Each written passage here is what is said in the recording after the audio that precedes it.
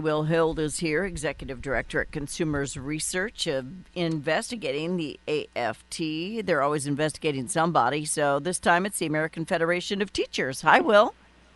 Hey, good to be with you. Hey, what's going on with the AFT? What are they doing? Well, it's sad. They're supposed to be representing the interests of teachers. You know, they've made a big point of saying they don't represent the interests of students or parents or taxpayers. They just care about teachers. But in this case, they're not even representing the interests of the teachers, because what they're encouraging their members to do, many members who sit as the members of boards of trustees for pension funds, so not pension funds through the AFT, I'm talking about state, local pension funds for teachers, retired teachers. They have been encouraging those members to engage in boycotts, divestment movements against profitable businesses just to push a far-left progressive agenda. So things like attacking oil companies, suggesting that their members divest these state pension funds from those companies, which are incredibly profitable. But that's, doesn't help the teachers, doesn't help the pension funds. It's just to push a far left progressive agenda. So we've raised the alarm with Acting Secretary of Labor Keith Sonderling that he needs to investigate, because he has oversight over these pension funds through ERISA, the law that kind of governs employee retirement plans. And so we're trying to put some pressure on the AFT to cut it out. Well, I mean, fossil fuels, firearms, labor, anything that has to do with Elon Musk, most liberals just don't like that stuff.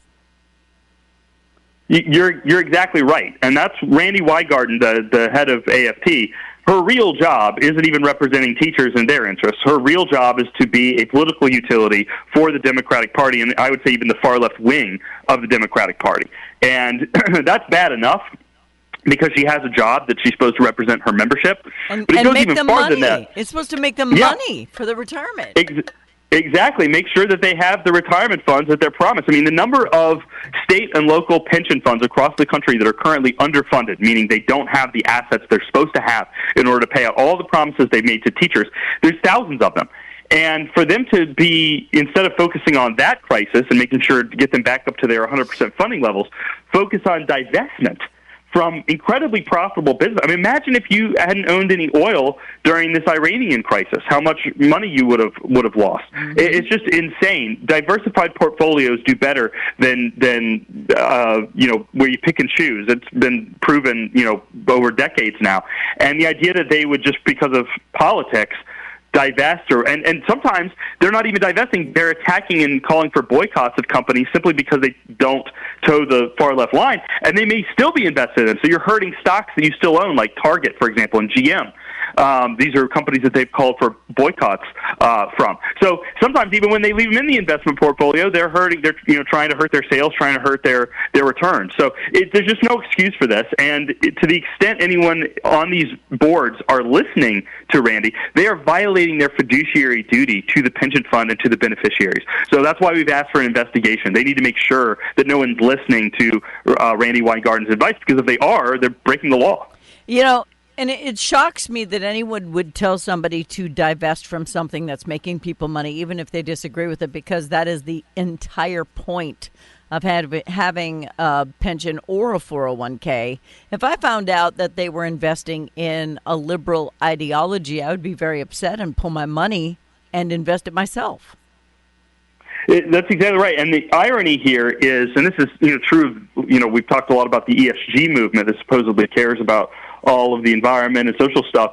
Similarly here, I don't see her calling for boycotts or divestment of companies that have had ties to slave labor in the Congo, or companies like Nestle, for example, where they've had issues with child slaves, picking the cocoa, or ties with China and slave labor being used over there in the areas of the country that have Uyghurs. That's not what she's focused on. What she's focused on is when a company doesn't toe the progressive left line. That's when she wants teachers, her members of her union, to take a hit on their retirement so that they can make a political point. And we just think that is not right and worthy of investigation. I just really feel like if people paid more attention, this would be a different story. But it just seems like they go with the flow instead of questioning it. Yeah, I think that's exactly right. I mean, if you're not a teacher, you feel like it's not your problem. Well, unfortunately, it is, because in many states, the return or the benefits for these teachers are locked in. They have to be paid either by the state if the pension fund goes bust. And if you're a teacher, I think they get complacent because they feel like, well, the state has my back, even if the returns aren't there.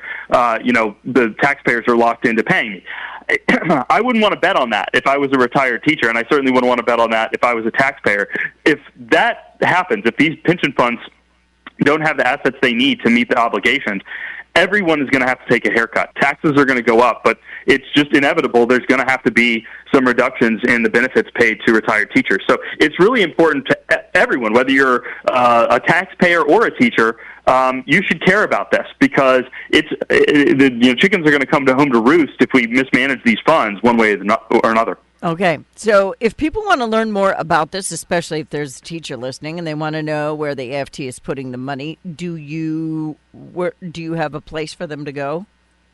Absolutely. They can visit us at consumersresearch.org. That's consumersresearch.org. They can see the letter that we sent to Acting Secretary Sonderling at the Department of Labor and, places where we could reach out and encourage him to investigate because I think we need to make sure these funds are there for the teachers at the end of the day. Well, we have to. We have to because their jobs are so not fun most of the time. I mean, most teachers are like cops. They do it because it's more of a calling to them than anything else. I couldn't be a teacher because my discipline tactics are much stronger than teachers are allowed to do. I mean, everybody'd be sitting in a corner for me, and nobody would learn anything because I'm just not having it. But, they deserve what they have coming, so we need to make sure they get it. So afp.org, or no, sorry. Tell them again. Consumersresearch.org. Consumersresearch.org. Yeah, don't go to AFT. You'll get a whole bunch of malarkey there. All right. Yeah, that's right. Stay Will away from those Hild, folks. Executive Director, Consumers Research. Thank you, sir. Have a wonderful day. You as well. Great to be with you. Bye-bye.